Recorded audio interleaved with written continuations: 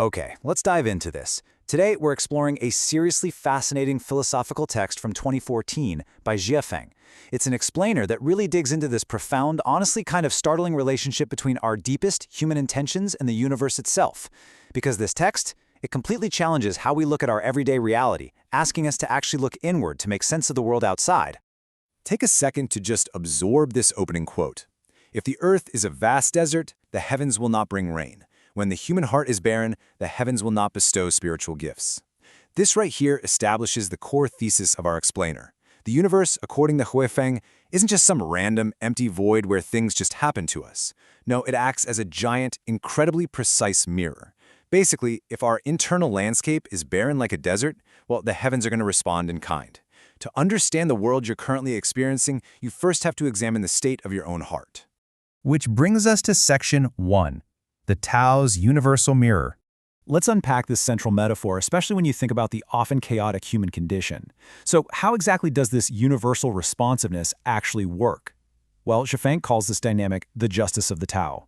Now, in this philosophy, the universe is inherently just. But actually scratch that. It's not justice like you'd see in a courtroom. Here, justice is an absolute, immutable law of reflection. It literally means the universe is constantly scanning the state of the human heart and delivering exactly what matches it. Experiencing chaos? It's a reflection of internal chaos. The universe, or the Tao, isn't being cruel. It's simply answering the exact frequency you are broadcasting. Moving right along to Section 2, Parables of the Prepared. Let's move to and see how this builds. To ground this really sweeping philosophy, the author relies on some very practical stories.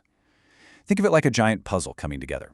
He shares this parable about a wealthy businessman searching for a place to build, right? First, he visits a village, but the people there are completely indifferent, so he bails. Next, he hits up another village, but the folks there are notoriously difficult and argumentative, so again, he packs up and leaves. Finally, he finds a third village, where the people are genuinely sincere and kind. Recognizing their true nature, he sets up shop, and the whole community's standard of living goes way up.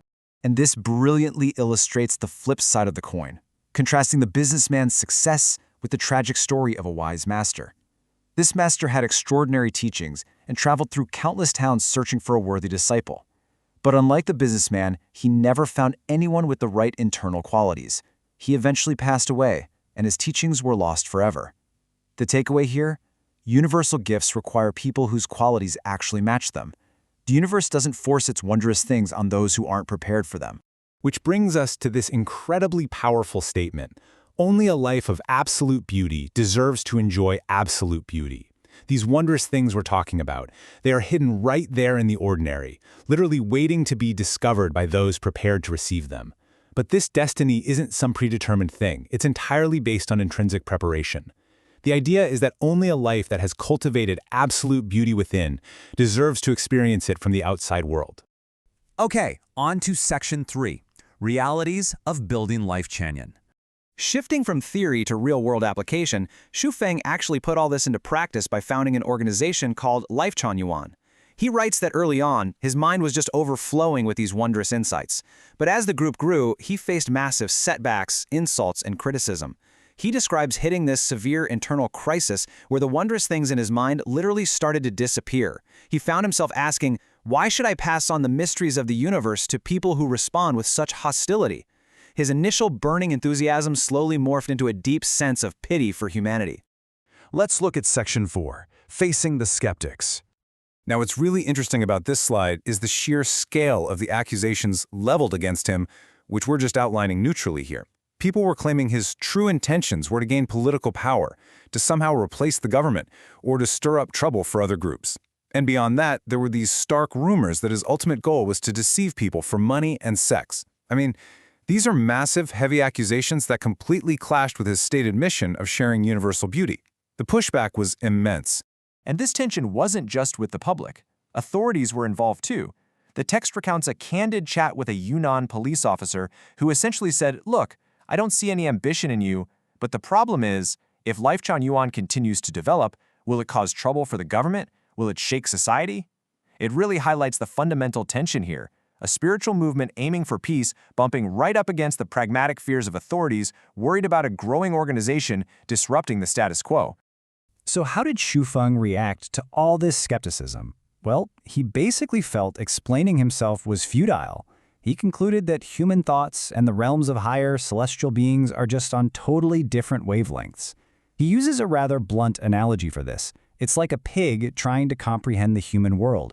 In his view, the skeptics couldn't grasp his motives because they quite literally lack the internal framework to even perceive higher spiritual realms. Let's bring it home with Section 5, Changing the World Within. So the crucial point is captured in this very blunt, slightly humorous dichotomy that brings us right back to the mirror metaphor. Xu realizes that all this controversy and pushback is actually proof of the Tao's justice in action.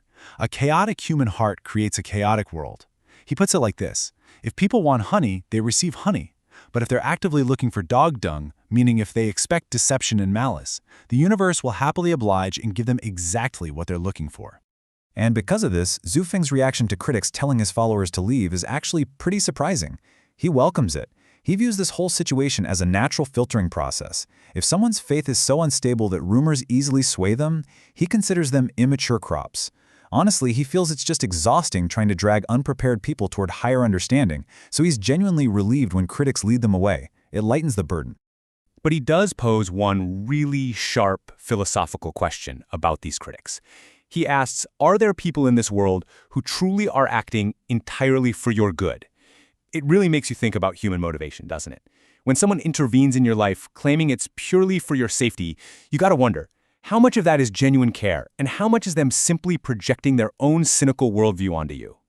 Ultimately, the text strips away all that external noise and brings it right back to us. Xu Feng asserts that even things like feng shui and the very fabric of the world itself change based on the presence of these core traits in our hearts. So, the goal? Pursue truth, goodness, beauty, love, faith, and sincerity. Cultivate those inside, and the great mirror of the Tao will reflect corresponding goodness back into your life. Which leaves us with a final, vital question to ponder today. The philosophy we've unpacked suggests that your external reality is simply an echo of your internal state. So, if the world is a mirror, what is your heart reflecting today? Think on that.